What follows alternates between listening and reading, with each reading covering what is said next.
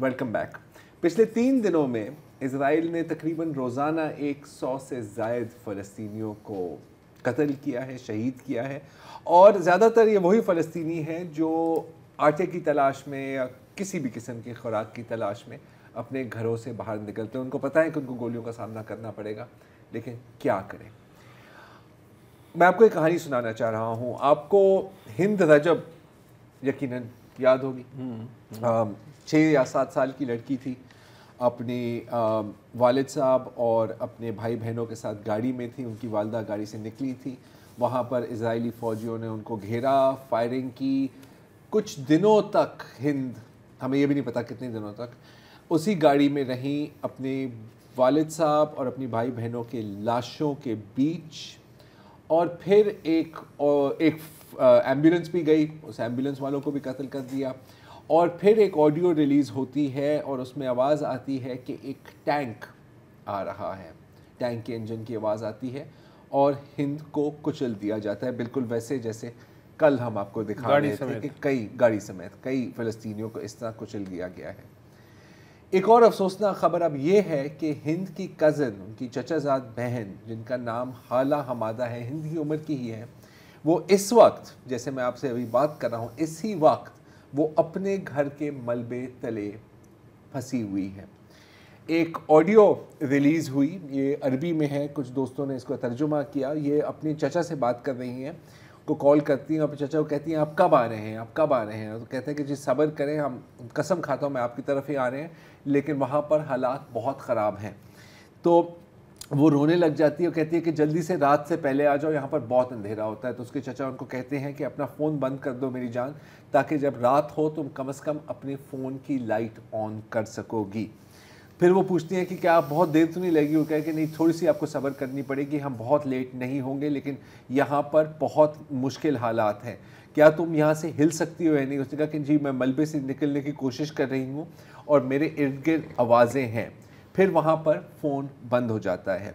फिर उनके चचे की आवाज़ आती है रिकॉर्डिंग में, वो किसी और ख़ातून से बात कर रहे हैं और वो कह रहे हैं कि जी, वो कह रही हैं कि मैं आपको कॉल बैक करने की कोशिश कर रही हूँ, ये कॉल बैक करने की कोशिश करें आप उसे, वहाँ यहाँ पर कोई सिग्नल नहीं है। और हाला क्या कह रही थी, वो कह रही थी कि अंकल मैं यहाँ पर पूरी रात नहीं रहना चाह रही, यहाँ पर बहुत अंधेरा है। फिर किसी तरह हाला के साथ दोबारा फ़ोन मिल जाता है और हाला सिर्फ ये कहती है कि मुझे बहुत बहुत प्यास लगी है। और उनके जो चचा हैं वो उनको जवाब में कहते हैं कि देखें, आप अल्लाह को याद रखें और ज़्यादा बोले नहीं, ताकि आपके मुंह में जो थूके कम से कम आप उसको पी सकें। फिर फ़ोन कट जाता है, इनका एक और राब्ता होता है और उनके जो चचा एक रिपोर्टर के साथ बात करते हैं और वो कहते हैं कि आज तकरीबन 2:20 गज़ा के मुकामी वक्त उनको एक मैसेज आता है, हाला का शायद वॉइस नोट है, कि जी मैं मलबे तले हूँ और मेरे करीब मेरे वालिद साहब हैं, मेरी वालदा हैं और मेरे दोनों बहन भाई हैं, और वो सब फौत हो गए हैं, वो सब शहीद हो गए हैं और मैं यहाँ से निकलना चाह रही हूँ। इसके बाद हमें नहीं पता कि इस वक्त हाला हमदान की क्या हालत है। तकरीबन 2 हफ्ते हो गए हैं। अब थोड़ी सी अमेरिका की तरफ चलते हैं।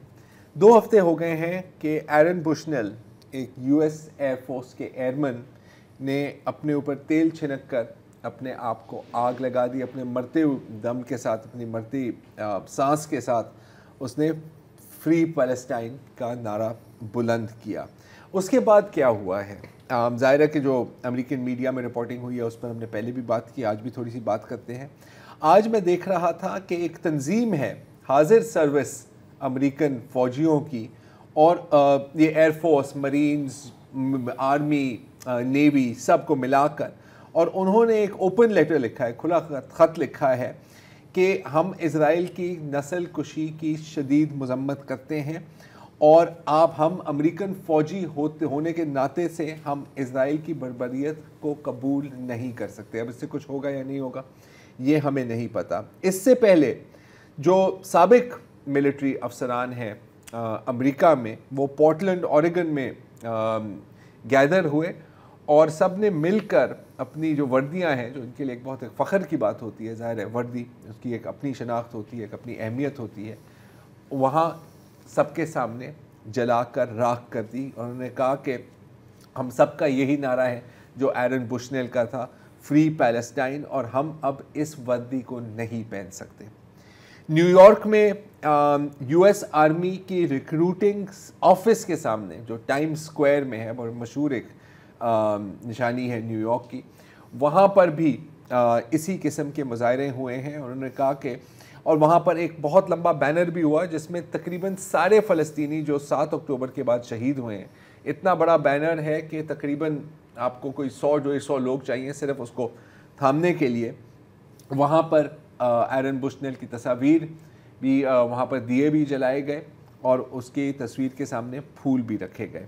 اچھا، یہ اس وقت آپ کو پتہ ہے کہ امریکہ یمن پر بمباری کر رہا ہے، اور شاید میں نے پہلی بار دیکھا ہے کہ کسی ملک پر جہاں پر امریکہ بمباری کر رہا ہو وہاں ایک امریکن فوجی کو ہیرو سمجھا جائے، لیکن یمن کے دارالحکومت صنعاء میں ایسا ہی ہے۔ وہاں پر لاکھوں لوگ نکلے ہیں، ایرن بشنیل کا نام بلند کر رہے ہیں، اور صنعاء میں ایک تقریباً 200 فٹ کا پوسٹر بنایا گیا ہے، یہ آپ دیکھ سکتے ہیں، ایرن بشنیل کے نام پہ۔ اگر ہم یمن کی بات کر رہے ہیں تو آج ایک مزیدار ٹویٹ دیکھی میں نے یو ایس ایمبیسی ان یمن کی، اور یہ دیکھیں کیا کہہ رہے ہیں بھائی، کہہ رہے ہیں کہ جی ہم غزہ کو امید دلا رہے ہیں یہ جو خوراک دے کر، اور یہ جو حوثی ہیں یہ تباہی پھیلا رہے ہیں۔ صحیح بات، بالکل صحیح بات۔ اچھا، مزیدار بات ہے کہ جو یو ایس ایمبیسی ان یمن ہے وہ یمن میں نہیں ہے، وہ کہاں ہے؟ ریاض میں ہوگی، وہ ریاض میں ہے، اور انفیکٹ ایک ان کا پوسٹ آفس باکس ہے، ایڈریس بھی نہیں ہے سر، اتا پتہ بھی نہیں ہے، ایک مطلب ای میل ہے کہ سر اگر آپ ہمارے سے رابطہ کرنا چاہیں، ہماری باتیں سننا چاہیں۔ اچھا، اور امریکہ کی بات کی تو ابھی میں ایک کیا ہے اس کا نام، جو بائیڈن کی میں ٹویٹ دیکھ رہا تھا، اور وہ کہہ رہے ہیں کہ the US is committed to pulling out every stop to get more aid to those in Gaza who so desperately need it.